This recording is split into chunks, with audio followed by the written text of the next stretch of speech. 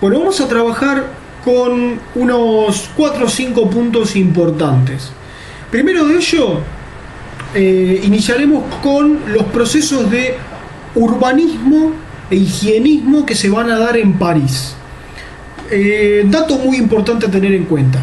Termina de alguna forma todos los procesos revolucionarios en Francia, que se iniciaron, como ya sabemos, en materia histórica con las llamadas barricadas, ¿no?, que dieron origen, por ejemplo, a la obra Los Miserables de Víctor Hugo.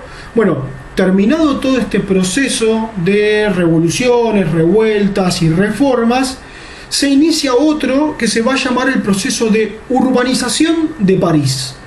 París va a cambiar absolutamente su fisionomía y, por ejemplo, va a modificar esas pequeñas callejuelas que vemos en la novela de Víctor Hugo, que daban la posibilidad a las barricadas, ¿no? Esas barricadas eran posibles porque las calles eran estrechas, eran esas callecitas que se pueden ver en distintas imágenes de Europa que todavía se conservan, pero bueno, hablando específicamente de París, va a cambiar esas callecitas por lo que se van a conocer como las grandes avenidas.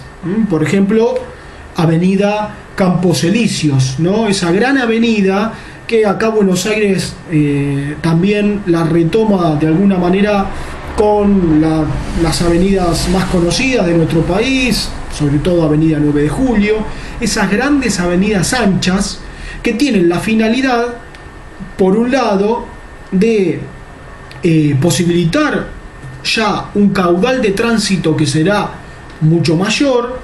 Obviamente, ante el crecimiento demográfico de las ciudades hay mayor caudal de tráfico, pero también tiene una búsqueda política de alguna forma, en la estructura de la ciudad, reprimir la posibilidad de la manifestación o de la barricada, porque no es lo mismo poder clausurar el paso en una pequeña calle que en una avenida que tiene más de 40 metros de ancho, ¿no es cierto? Bueno, ese es el fin de este nuevo proceso de urbanización.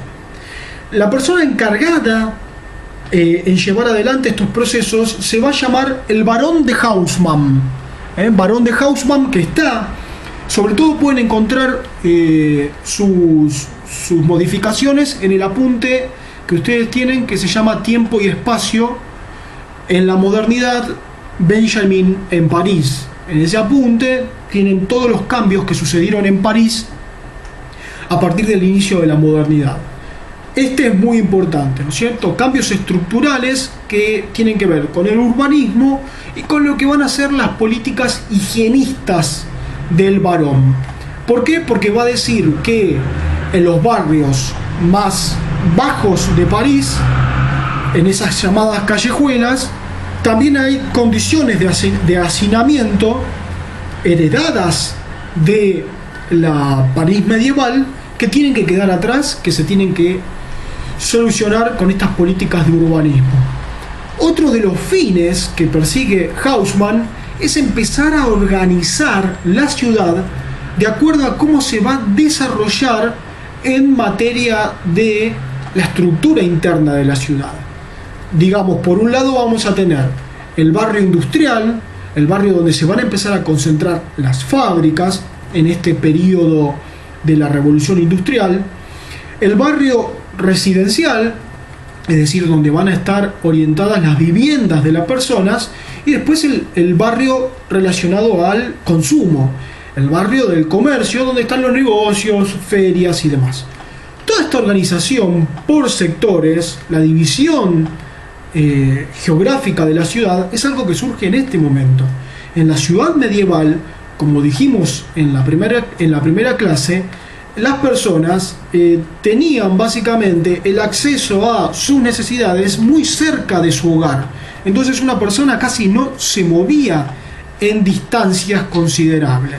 Iba al pequeño boticario o farmacéutico que tenía cerca de su casa, iba al pequeño almacenero, el pequeño comercio que tenía también cerca de su casa. Bueno, todo sucedía en un radio muy chico en cuanto a lo que era la vivienda, es decir, vivienda, comercio y taller artesanal, porque no había industria, había taller artesanal, todo eso estaba en un espectro muy chico. De hecho, había gente, de hecho no, casi toda la gente que vivía en su casa tenía su taller en su casa también.